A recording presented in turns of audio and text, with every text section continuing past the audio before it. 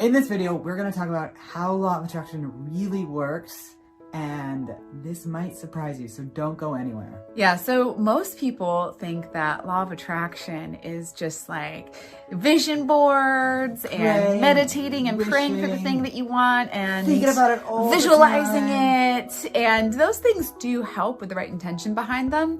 But it's not only that that's going to help you actually become a master manifester. And here's why.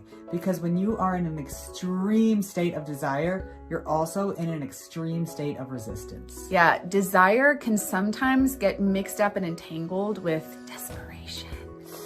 Back when we owned our yoga studio, we thought, this is about 6 years ago, we thought that we were doing everything right according to law of attraction. We were doing the vision boards. We would paint these epic vision boards, staying up all night, painting all the details of all the things that we wanted, all the places we wanted to go, all of the things that we wanted to attract, the house, the cars, the baby, all of that kind of stuff. We were doing these candle ceremonies on the full moon and the new moon, and all these like rituals and lists. It was crazy. And actually it did work for some of the things, right? Sometimes we would manifest things and sometimes we wouldn't. And we couldn't really figure out the actual formula to successfully repetitively manifesting things on a consistent basis.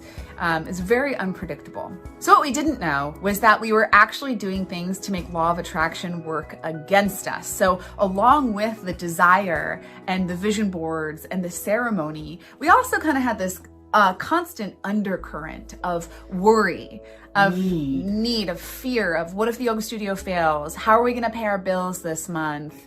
How are we going to buy groceries? We don't even have a paycheck. We were there, we were working 12, 18-hour days and we could barely even keep the lights on this place. And so we were constantly running in our subconscious this fear, this worry, this doubt. And that's really what was holding us back. So that was creating this momentum of resistance away from the momentum of desire. So the momentum of desire is going this way. The momentum of resistance is going this way. We're pulling ourselves apart within our own minds. And so that's what will create an extreme state of anxiety, is having a really, really strong desire towards one thing, but also a really, really strong doubt that it can actually happen for you. Most people don't really want to admit that this is what is creating the results. Most people don't want to look at it, that constant stream of negative thinking that they're in, and they want to blame law of attraction and say, oh, it doesn't work, oh, it's just woo-woo stuff, for why they're not getting results. This is actually a form of spiritual bypassing, which is, always being like, love and light, love and light, love and light. I'm just thinking about the things that I want and thinking about love and peace, when really there's in this the back kind door, of... you're like, I want to kill him, I want to kill him, I want to kill him. Yeah. Why is my life not amazing? So now's your opportunity to wake up and actually start doing the real work. And this is what law of attraction really is all about. So the key to becoming successful with law of attraction is to be conscious of your thoughts despite your circumstances, not allowing your circumstances to control your emotions and your thoughts.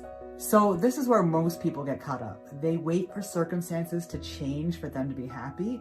We were waiting for our yoga studio to thrive, to actually believe in ourselves, to be happy, to be able to see beyond our circumstances and actually believe our lives could be amazing. Yeah. And that was the key to why we were failing. So our happiness, our fulfillment, our confidence was all depending on this external circumstances that we really didn't have that much control over. And that is the recipe for failure. And that's how most people burn out with law of attraction too. And that's actually how we got to our rock bottom. And the really beautiful thing about a rock bottom is it forces you to make a decision to choose the thing that works, that finally actually is the thing that works. And for us, that decision was happy no matter what. Yeah. Like It's really, actually our Wi-Fi password. Really good one. Really? No one knows that. It's fine. Really choosing like internal happiness, really choosing to let go of all the things that you're doing that are holding you back, like the worry, the fear, the doubt, just deciding you're done with it. So every big miracle in our life has happened when we have surrendered the need to have something over the need to be happy. We finally got into so much pain that we had to make a decision to do something different. We had to decide to be happy no matter what. And this came when we were $2,000 late on rent 4 days into the month. We still hadn't paid rent yet, and we didn't know how we were going to do it. And I was sitting at my computer just desperate, just trying to figure out something to make it work. You know, a newsletter to write to our students, or, you know, some way to get people in the door. And this little voice whispered in my ear, let it go. Yeah. And do the work, right? And so I decided from that moment on, no looking back, that we are going to be happy no matter what. We are going to focus our thoughts on nothing but towards where we wanted to go. Stop focusing on what we didn't want, stop focusing on what wasn't working, and only focus on what we desired, how we wanted to feel, and moving towards that no matter what. We had no choice but to do the actual real work of law of attraction. And that was acknowledge where we were being negative, own it, and change it. Yeah, and within 2 weeks, not only have we made all of the rent we needed for our studio, but we got all these new clients that were signing up for memberships that we'd never even had before. Our yoga studio actually went from being in the red to being in the black for the first time that month. In a year. In over a year that we had been open. And what else happened? Oh, within 2 weeks, we got 2 amazing opportunities offered to us to help us expand even more with abundance. And we took those opportunities, and they were the best choices that we could have ever made.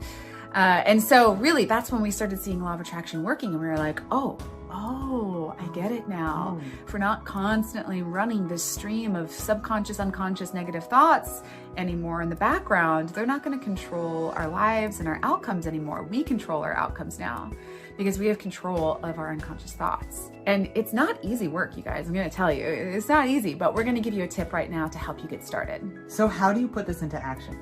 First, write down all the things that you desire, all the things that you're dreaming of, you know, big and small. And then next, write down all the negative thoughts that you are constantly having that contradict what you want. So if you want a lot of money in your bank account, but one of your thoughts or beliefs that you have is that money doesn't grow on trees, or money is hard to come by, or I need to work myself to the bone to make enough money to survive, then those subconscious thoughts and beliefs are going to be creating that momentum in the opposite direction away from what you want. It might not just be a thought like that is very discernible. It might be a feeling. It might be like picking up your phone, looking at your bank account and be like, and just being in panic, being in fear, being in like just responding to circumstances. Or reacting. You get to choose your reaction to everything in your life. So I went from being the type of person who never even looked at my bank account because I was just too afraid to even see what was in there, too afraid to see the credit card debt racking up, too afraid to see the overdraft fees and all that stuff that was happening at that time. So I just ignored it. I just ignored it all. And when we started thinking in this way, in this new way, I decided to be the type of person who looked at her credit card app and her bank account app every day, no matter what it looked like. And I started reprogramming my reaction to it from fear, panic, worry to yes, this is only going to get better. Yes, I am going to create what I want. Yes, I have so much awareness around my credit score and my debt, and that's good because I have more information and I can create a plan around how to tackle this and how to get myself out of this. Yes, this is great. This is a great place to start, and there are so many people who have started with much less than this and created way more. So I'm even ahead of the game right now, right? Just started shifting, not telling lies about what was happening, but reframing what was happening and the possibilities within it. And what you were doing is you were really planning the conscious thoughts that you would think instead. So if you're working on relationships, and one of the things that you do is you get triggered when people get aggressive.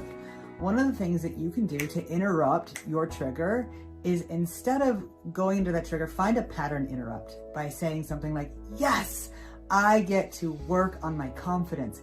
Yes, I get to think differently.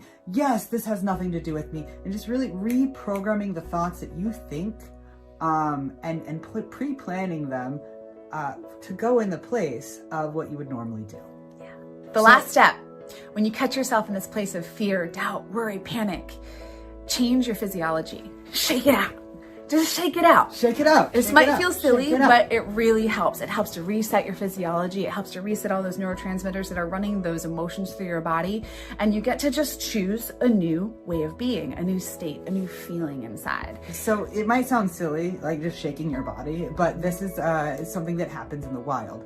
When deers get triggered, and trigger is just an amygdala hijack, you know, that thing in your brain that makes you go, ah! So when deers get triggered, you know, like they almost get hit by a car, they run into safety, and to process that emotion out of their body, they shake. So if you catch yourself being triggered, just think it's no big deal, and then shake it, and then choose those new thoughts. Yep, choose the new thoughts instead. All right, guys, have fun with this process. I'd love to hear what you think about it in the comments, and look forward to more videos like this in the future. Make sure you like this video and subscribe to our channel for more law of attraction tips that actually work. Yes, all right? And if you have something that changes big time, like practice this over the next 4 days, let us know in the comments what changed for you. What was your big aha moment?